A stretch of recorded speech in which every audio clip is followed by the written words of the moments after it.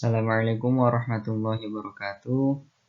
Perkenalkan, nama saya Alifuddin Al-Ubaidillah, mahasiswa YN Tulungagung yang magang di MAN3 Tulungagung. Sebelumnya mohon maaf, saya masih belum bisa hadir ke sekolahan secara langsung. Jadi saya untuk sementara ini masih mengajar melalui daring. Untuk pembelajaran kali ini kita akan membahas mengenai teks anekdot. Sebelum pembelajaran dimulai, sebaiknya kita terlebih dahulu berdoa agar dalam pembelajaran kali ini kita dapat memahami pembelajaran dengan baik, pembelajaran dapat berjalan dengan lancar dengan baik. Berdoa dimulai.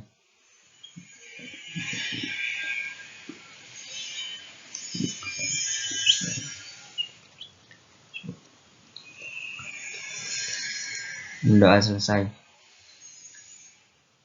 Ya, kita lanjut untuk materi teks anekdot hari ini. Teks anekdot yang kita pelajari dengan KD 3.5 yaitu mengevaluasi teks anekdot dari aspek makna tersirat. Dengan indikator yang harus dicapai yaitu menentukan unsur-unsur teks anekdot, menentukan makna tersirat dari teks anekdot, kemudian menjelaskan makna tersirat yang terdapat dalam teks anekdot, yang terakhir menilai isi makna tersirat yang terdapat dalam teks anekdot.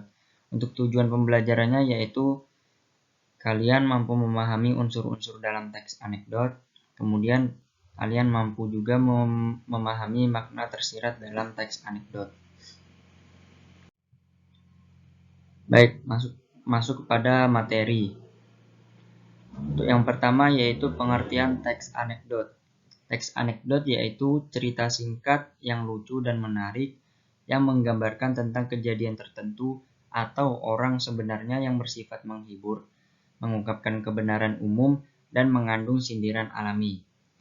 Jadi teks anekdot ini hampir serupa dengan teks humor. Namun teks anekdot ini lebih kepada sindiran, cerita lucu yang menyindir orang-orang tertentu atau kejadian-kejadian tertentu. Nah, ciri-cirinya yaitu ciri-ciri teks anekdot. Yang pertama bersifat humor atau lucu. Isi dari teks anekdot itu ceritanya cerita yang lucu, bersifat menghibur atau menggelitik. Nah, poinnya di sini, anekdot berisikan kritikan. Teks anekdot ini biasanya berisikan kritikan yang tertuju kepada orang-orang yang penting. Misal pejabat-pejabat atau artis-artis memiliki tujuan tertentu. Tujuan tertentunya yaitu sindiran, berupa sindiran. Ceritanya berupa fiktif atau rekaan. Jadi walaupun teks anekdot itu merupakan sesuatu yang benar-benar terjadi, namun ceritanya dibuat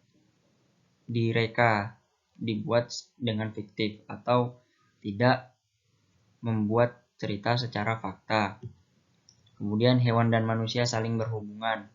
Banyak dari teks anekdot yang memberikan contoh dengan hewan. Misalnya manusia dengan keledai, manusia dengan kura-kura, dan lain-lain. Untuk selanjutnya perbedaan antara anekdot dan humor. Nah, untuk anekdot, yang pertama makna yang disampaikan adalah makna yang tersirat, bukan makna sesungguhnya. Maksud yang tersirat di sini yaitu maknanya itu merupakan sindiran, jadi kita harus menerka-menerka. Kita tidak bisa langsung memahami makna apa yang sudah disampaikan dalam cerita tersebut. Maknanya sindiran tersirat, tidak secara terbuka. Sedangkan humor, maknanya yang sebenarnya. Apa yang diceritakan yaitu merupakan maknanya. Kita tidak perlu lagi menerka-nerka. Untuk yang kedua, mengandung sindiran terhadap orang atau kelompok. Biasanya yang disindir ini orang-orang penting tadi antara pejabat, artis, dan lain-lain. Sedangkan humor hanya hiburan semata. Contohnya ya, kalau cerita-cerita di TV, Opera Van Java itu termasuk humor. Kemudian yang ketiga, topik yang dibahas mengenai hal yang berkaitan dengan khayal ramai. Biasanya adanya teks anekdot ini keluar apabila ada muncul suatu kasus, di mana kasus tersebut ramai diperbincangkan. Nah, dari kasus tersebut, maka bisa diterbitkanlah teks anekdot. Kita bisa membuat teks anekdot untuk menyindir orang yang ada dalam kasus tersebut. Berbeda dengan teks humor.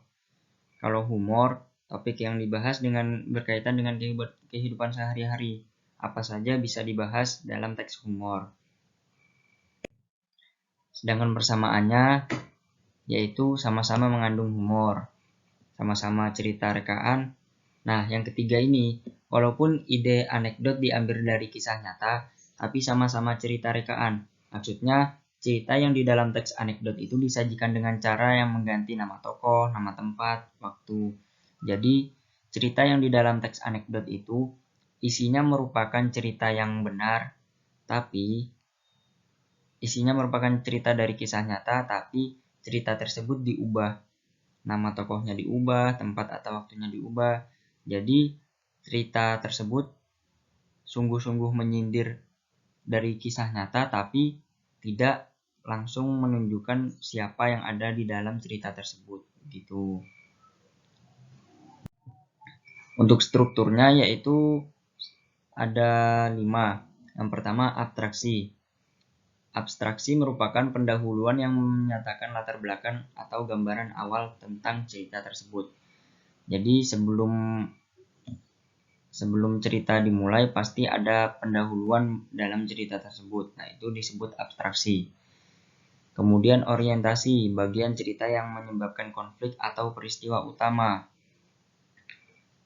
Ini mulai dari orientasi di sini cerita akan mulai menarik untuk dilihat karena peristiwa utama sudah akan diceritakan. Kemudian selanjutnya krisis atau komplikasi, inti dari cerita anekdot. Di sini intinya sindiran dari cerita tersebut berada di komplikasi. Kemudian reaksi. Reaksi yaitu tanggapan terhadap cerita krisis. Dan yang terakhir yaitu koda, yang merupakan bagian akhir dari cerita anekdot. Nah, ini contoh struktur dari teks anekdot. Untuk abstraksinya yaitu seorang warga melapor kemalingan. Nah, dari melapor kemalingan tersebut bisa diambil kesimpulan bahwa ini pendahuluannya sebuah cerita, yaitu ada warga yang melapor kemalingan. Nah, orientasinya yaitu, Pak, saya kemalingan. Polisi, kemalingan apa? Mobil, Pak, tapi saya beruntung, Pak. Krisis. Nah, krisisnya di sini puncaknya dari orientasi tersebut. Loh, kok kemalingan kok beruntung? Iya, Pak, saya beruntung karena CCTV merekam dengan jelas. Saya bisa melihat wajah dengan jelas malingnya. Nah, polisi di sini dia berguyon atau berhumor. Sudah minta izin malingnya untuk merekam? Belum. Reaksinya dari pelapor seperti itu. Itu ilegal, Anda saya tangkap. Nah, ini contoh struktur dari teks anekdot yang merupakan teks yang berupa sindiran. Begitu penjelasan materi dari pembelajaran kali ini. Mudah-mudahan kalian semua bisa memahaminya. Dan apabila saya ada salah kata dalam pemberian materi, mohon dimaafkan. Mohon maaf banget masih belum bisa hadir ke sekolahan karena masih menunggu vaksin yang kedua. Insya Allah minggu depan saya sudah bisa hadir ke sekolahan langsung. Sekian dan terima kasih. Apabila ada salah kata mohon dimaafkan. Selalu jaga kesehatan. Mohon maaf. Sekali lagi mohon maaf. Sekian dan terima kasih. Assalamualaikum warahmatullahi wabarakatuh.